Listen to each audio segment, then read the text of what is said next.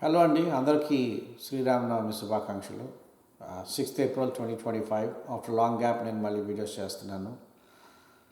Sorry, కొంచెం లైఫ్లో busy అయిపోయాను. బట్ గోయింగ్ ఫార్వర్డ్ నేను I'll make sure I'll do from frequent videos. అయితే ఈ ఎపిసోడ్లోని కరెంటు H1B అసలు ఏం జరుగుతోంది 2025 ఒకసారి అన్నీ చూద్దాం.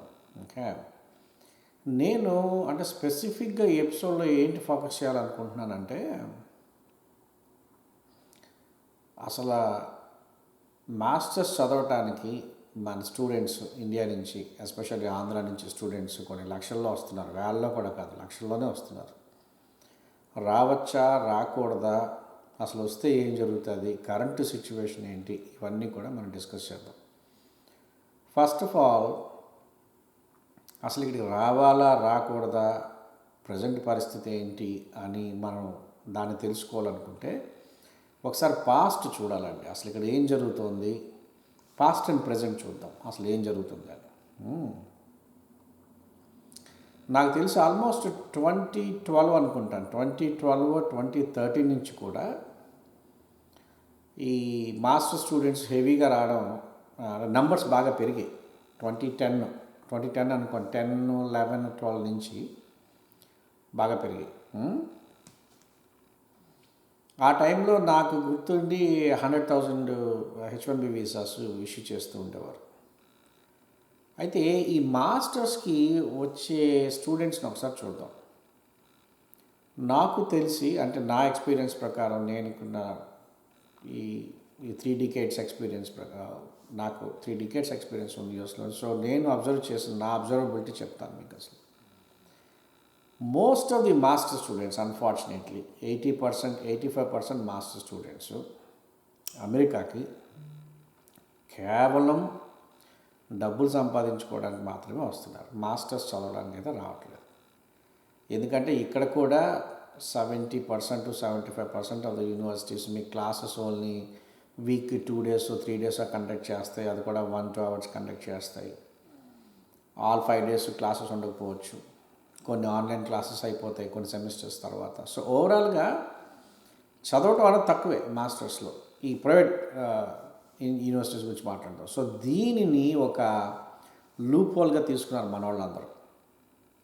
Let me be very frank on this, తప్పుగా ఏమి అనుకోకండి. కానీ ఇండియాలో మైండ్ సెట్ ఏంటి అంటే, almost 75-80% of the candidates engineering multiple times fail అయిపోయి ఇంజనీరింగ్ పాస్ అయిన వాళ్ళు, ప్రాపర్ ఇంగ్లీష్ రాదు, ప్రాపర్ ఈమెయిల్ చేయటం రాదు, టెక్నాలజీ అంటే ఎలాగా రాదు, ఎందుకంటే ఎక్స్పీరియన్స్ ఉండదు. సో వీళ్ళేంటంటే ఇంజనీరింగ్ అయిపోగానే ఏ బ్యాంకులోనో పెట్టి ఇక్కడికి వచ్చేస్తే, ఇక్కడ ఫ్రెండ్స్ ఎవరో ఉంటారు. సో వాళ్ళ ఫ్రెండ్స్ని పట్టుకొని ఏం చేస్తారు, ఏం చెప్తారు, ఏముంది ఇక్కడికి వచ్చేస్తే నువ్వు రోజు పార్ట్ టైం చేసుకోవచ్చు, బోల్డ్ అండ్ డబ్బులు, ఇక్కడ పార్ట్ టైం చేసుకొని తిరిగి ఇంటికి కూడా అసలు నువ్వు డబ్బులు పంపించవచ్చు, బోల్డ్ అండ్ డబ్బులు. నేను చాలామందితో మాట్లాడుతుంటాను కదా, చాలామంది క్యాలిక్యులేషన్స్ కూడా చెప్తూ ఉంటారు. గంటకి $10 నుంచి $20 వరకు ఇస్తారు ఇక్కడ. సో మీరు 10 గంటలు పని చేశారనుకోండి, $200. అలాగా మీరు 30 days పని చేస్తే $6,000. చూడండి ఎంత ఎక్కువ. $6,000 అంటే ఇట్స్ లాట్ ఆఫ్ మనీ కదా. అంటే ఇప్పుడు ప్రజెంట్ 85 రూపీస్ అంతా ఉంది. అలా చూసుకుంటే close to 5 lakhs, around 5 lakhs per month. మరి 5 lakhs వస్తే అందులో ఖర్చులకు పోను, తిరిగి ఇంటికి కొంత పంపించవచ్చు. ఇది మైండ్ సెట్. ఇలాగే సాగింది.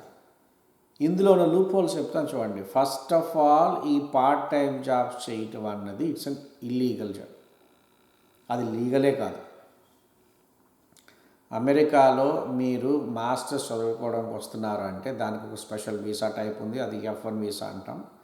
ఈ F1 వీసా మీద మీరు ఆఫ్ క్యాంపస్, అంటే క్యాంపస్ బయట ఉద్యోగాలు చేయడానికి వీల్లేదు. అది ఇల్లీగల్ ప్రాక్టీస్.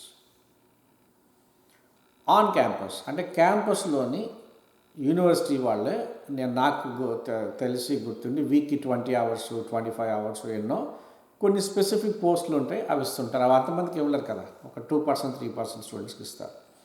సో ఈ most of the rest of the 98%, 2%కి on campus ఉద్యోగాలు వచ్చాయనుకోండి, 98% ఆఫ్ క్యాంపస్కి వస్తారు, వచ్చి ఉద్యోగాలు చేస్తారు. ఈ ఉద్యోగాలు ఎక్కడెక్కడ చేస్తారు, Indian restaurants, Indian hotels, gas stations అంటే పెట్రోల్ బంక్స్, మేము గ్యాస్ స్టేషన్స్ అంటాం, గ్యాస్ స్టేషన్స్.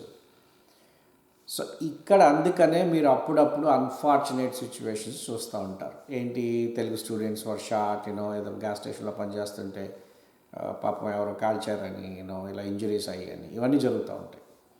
సో ఇక్కడ చెప్పేది ఏంటంటే, ఫస్ట్ ఆఫ్ ఆల్ ఈ ఆఫ్ క్యాంపస్ ఉద్యోగాలన్నీ కూడా ఇల్లీగల్, చేయకూడదు.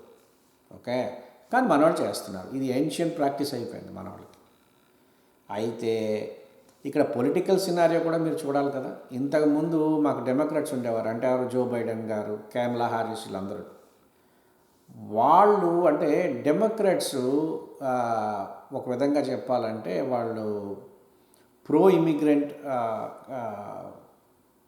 పార్టీ అనే చెప్పాలి, నా వ్యూ, రైట్. సో దానివల్ల ఏంటంటే ఈ ఆఫ్ క్యాంపస్ ఉద్యోగాలు ఏం చేసినా సరే మా ఇమిగ్రేషన్ ఆఫీస్ కానీ మా ఇమిగ్రేషన్ అథారిటీస్ కానీ పెద్దగా అంతగా పట్టుకోవటం కానీ చేయటం కానీ చేసేవి కాదు. కానీ ఇప్పుడు రిపబ్లికన్ పార్టీ వచ్చింది, ట్రంప్ గారు చాలా చాలా స్ట్రాంగ్గా ఉన్నారు. ఏంటి, ఇల్లీగల్ ఇమిగ్రేషన్స్ క్రాక్ డౌన్ చేయటం, ఈ ఆఫ్ క్యాంపస్ క్రాక్ డౌన్ చేయటం, ఇవన్నీ కూడా చాలా గట్టిగా చూస్తున్నారు అన్నమాట. సో ఎందుకు చెప్తున్నానంటే, ఈ లాస్ట్ 10-15 ఇయర్స్ నుంచి వచ్చిన వాళ్ళందరూ కూడా ఈ హాఫ్ క్యాంపస్ ఉద్యోగాలు చేస్తూ, అంటే బేసిక్గా ఏమవుతుంది, ఇండియా నుంచి ఏం డబ్బులు తయారు అనుకోర్స్ ఫస్ట్ సెమిస్టర్ డబ్బులు ఏవో కడతారు, తర్వాత ఇక్కడికి వచ్చేసి ఆఫ్ క్యాంపస్ ఉద్యోగాలు చేసుకుంటూ ఆ డబ్బులు కడతా ఉంటారు. ఈ ఆఫ్ క్యాంపస్ ఉద్యోగాలు చేయటం వల్ల ఏమవుతుంది, ఫస్ట్ ఆఫ్ ఆల్ యూనివర్సిటీలో చదవరు. అంటే యూనివర్సిటీలో ఆడుతూ పాడుతూ ఎవరో చూపిస్తారో రాసేసి పాస్ అయిపోతారు మాస్టర్స్. సో మాస్టర్స్ అయిపోయేటప్పటికి ఏమవుతుంది, వీళ్ళకి నాలెడ్జ్ ఉండదు, ఎక్స్పీరియన్స్ ఉండదు, ఎందుకంటే చదవాలి కదా. కాన్సన్ట్రేషన్ అంటే అక్కడ ఉండదు. ఈ డేకి 10 hours 12 hours 13 hours జాబులు చేసుకుంటారు, ఇక్కడికి వచ్చి హార్డ్ జాబ్స్ చేసుకుంటారు అమ్మాయిల పరిస్థితి ఆలోచించండి. ఇప్పుడు అమ్మాయిలు వచ్చారనుకోండి, వాళ్ళు కూడా హార్డ్ జాబులు చేయాలి. అన్ఫార్చునేట్లీ మా కంట్రీలో ఏంటంటే కారు లేకపోతే కాళ్ళు లేనట్టే మాకు.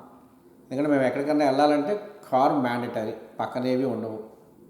సో పాప ఆ మాస్టర్స్ అమ్మాయిలు అక్కడి నుంచి వస్తారు. ఇప్పుడు మరి వీళ్ళకి ఏమవుతుంది, వీళ్ళు ఇమీడియట్గా కార్లు కొనుక్కొని ఇన్సూరెన్స్లు పే చేసుకొని కార్ డ్రైవ్ చేసుకోగలరా, చేసుకోలేరు.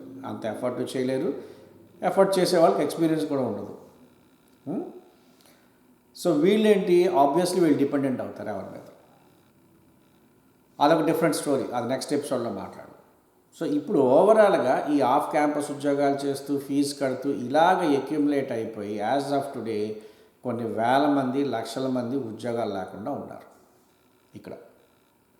ఎందుకంటే H-1B జాబులు కూడా లిమిటెడ్ జాబ్స్, అవి 80,000 వీసాస్ ఇస్తారు, అందులోని బోల్డ్ మంది బెంచ్ అంటారు. సో ఓవరాల్గా ఫస్ట్ ఆఫ్ ఆల్ ఇండియాలో మీరు ఎప్పుడన్నా సరే మీ అబ్బాయిని కానీ మీ అమ్మాయిని కానీ US మాస్టర్స్ పంపించాలంటే 1-2 సార్లు మీరు ఆలోచించుకోండి. ఈ పంపించాలా వద్దా, పంపిస్తే ఏ యూనివర్సిటీ పంపించాలి, ఏ కోర్సు ఎలా ఉంటుంది, ఏంటి ఫ్యూచర్ ఎలా ఉంటుందని ఇంకా ఈ వీడియో చూసాక కానీ మీకు డీటెయిల్స్ ఉంటే కింద కామెంట్స్లో కామెంట్ పెట్టండి, మీ క్వశ్చన్ పెట్టండి. నెక్స్ట్ ఎపిసోడ్లో డెఫినెట్గా నేను ఆ క్వశ్చన్ ఆన్సర్ చేస్తాను. ఓకే, సో ఒక విధంగా చెప్పాలంటే ఇండియా నుంచి ఏ డబ్బులు లేకుండా ఖాళీ చేతులతో వచ్చి ఇక్కడ సంపాదించి సెటిల్ అయ్యే గోల్డెన్ ఎరా అయితే ఇక్కడ అయిపోయింది. మీరు ఏదో అత్యవసర మార్కులు తెచ్చుకొని ఎలాగో ఒకలా ఇక్కడికి వచ్చేసి రాత్రి పగలు ఏదో కష్టపడి ఏదో పోషించుకుందాం అని మాత్రం రాకండి. దట్ ఎరా ఇస్ గాన్ నౌ. నిజంగా మీరు మెరిటోరియస్ అయితే, మెరిట్లో ఉంటే, బాగా చదివితే, బాగా స్కోర్ వస్తే ఇక్కడికి వచ్చి కూడా ఈ 2 years 2.5 years మాస్టర్స్ నేను ఫుల్ టైం వాటిని చదవగలను, నాకు బ్యాక్ పేరెంట్స్ ఫైనాన్షియల్గా సపోర్ట్ చేయగలరు అనుకుంటేనే రండి. వాళ్ళకి కూడా ఉద్యోగాలు వచ్చే పరిస్థితి లేదు అన్ఫార్చునేట్లీ. నా ఇప్పుడున్న కరెంట్ గవర్నమెంట్ కండిషన్స్ కానీ, టారిఫ్స్ కానీ ఇవన్నీ చూస్తున్నారు కదా. సో ఇది అంత ఈజీగా కాదు. నేను పాస్ట్ ఎపిసోడ్స్లో కూడా చెప్పాను, ఎప్పుడైతే మా ట్రంప్ గారు గవర్నమెంట్ గెలిచిందో నెక్స్ట్ 4 years కూడా చాలా స్ట్రిక్ట్గా ఉంటుంది యూఎస్లో. మీరు ఆఫ్ క్యాంపస్ ఉద్యోగాలు చేయలేరు, పొరపాటును పట్టుకుంటే అరెస్ట్ చేస్తారు. మీరు రాను ఈ కేసులు చాలా వింటారు చూడండి. నేను నెక్స్ట్ ఎపిసోడ్స్లో మనం డిస్కస్ చేసుకుందాం. డెఫినెట్గా ఆఫ్ క్యాంపస్లో చేసే వాళ్ళని పట్టుకొని అరెస్ట్ చేస్తారు. ఈ న్యూస్లు ఇంకొంచెం అన్ఫార్చునేట్లీ న్యూస్లు ఇంకొన్ని ఫ్యూచర్లో రాబోతుంది. ప్రెజెంట్ కూడా చాలామంది H1Bని రిజెక్ట్ చేయటం మనం న్యూస్లు వింటున్నాం. ఓపీటీలు, ఓపీటీ వీసాలు అంటే స్టూడెంట్ వీసా అయిపోయాక depending on their education, engineering side వాటిని బట్టి ఓపీటీ 1 year నుంచి 3 years వరకు ఇస్తారు. సో ఈ ఓపీటీ వీసాల మీద ఉన్నవాళ్ళు కూడా ఓపీటీలు రిజెక్ట్ చేయటం, ఓపీటీ వీసా మీద ఉన్నవాళ్ళు ఇండియా ట్రావెల్ చేస్తే వాళ్ళని రిటర్న్లోని మొన్న ఎక్కడో దుబాయ్లో పట్టుకొని అక్కడి నుంచి అక్కడ ఓపీటీ క్యాన్సిల్ చేసి పంపించారట. ఒక ఇద్దరికి H1Bలు క్యాన్సిల్ చేసి పంపించారు. H1B ఏంటి, గ్రీన్ కార్డ్స్ కూడా క్యాన్సిల్ చేస్తున్నారు. సో ఇప్పుడున్న సిచ్యువేషన్లోని ఇండియన్ స్టూడెంట్స్, ఇండియన్ పేరెంట్స్ కూడా 1-2 సార్లు మీ పిల్లల్ని అమెరికాకి చదువుకోవడానికి పంపించాలంటే బాగా ఆలోచించండి. It's lot of money. తర్వాత ఇక్కడ ఫర్దర్గా ఎడ్యుకేషన్ అయ్యాక ఏం జరుగుతుందంటే చెప్తున్నారు కదా, ఈ 4 years కూడా చాలా స్ట్రిక్ట్గా ఉంటాయి లాస్ ఇక్కడ. ఎందుకంటే ట్రంప్ గారు వచ్చారు, they're cracking down left and right. Illegal immigrants కానీ, ఈ ఇల్లీగల్ జాబ్స్ చేస్తున్న వాళ్ళు కానీ, ఆఫ్ క్యాంపస్ జాబ్ చేస్తున్న వాళ్ళు కానీ చాలా స్ట్రిక్ట్గా వాచ్ చేస్తున్నారు. సో నన్ను అడిగితే ఇంకొక 4 years, నెక్స్ట్ 4 years వరకు it is not a good idea to visit US or to come to US for masters. మరి ఇంకొకసారి హ్యాపీ శ్రీరామనవమి అందరికీ. వచ్చే ఎపిసోడ్లో మళ్ళీ అసలు ఈ బెంచ్ ప్రాక్టీసెస్ ఏంటి H1Bలోని, అసలు H1B వీసా మీద ఇక్కడికి వచ్చి ఉద్యోగం లేకుండా ఎందుకు ఉంటున్నారు అన్నది వెరీ క్రిటికల్. దాన్ని నేను డిస్కస్ చేస్తాను మన నెక్స్ట్ ఎపిసోడ్లోని. H1B వీసా వచ్చి H1B వీసా మీద అమెరికా వచ్చి ఉద్యోగం ఎందుకు ఉండట్లేదు, ఇది వెరీ క్రూషియల్ పాయింట్. నెక్స్ట్ ఎపిసోడ్లో డిస్కస్ చేద్దాం.